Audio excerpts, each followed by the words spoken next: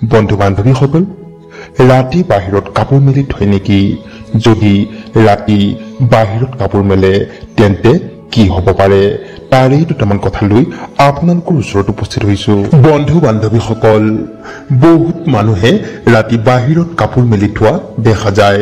ৰাতি বাহিৰত কাপোৰ মেলি থলে বহুতো বিপদে দেখা দিব পাৰে আৰু ঘৰখনলৈ অশান্তি আহিব পাৰে।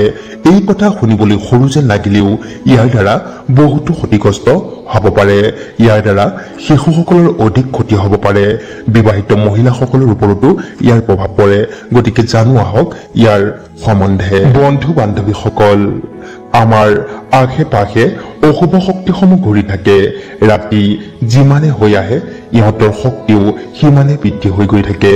এনে সময়ত যদি শিশুসকলৰ বা মহিলাসকলৰ কাপোৰ বাহিৰত মেলি থয় তেন্তে সেই কাপোৰত এক প্ৰকাৰৰ সুবাস লাগি থাকে।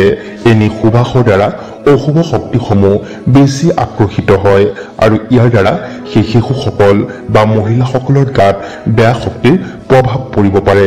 গতিকে ৰাতি বাহিৰত কাপোৰ মেলাটো উচিত নহয় আৰু ইয়াৰ উপৰিও তান্ত্ৰিক লোকে বহুতো নকৰিব লগা কামো কৰিব পাৰে।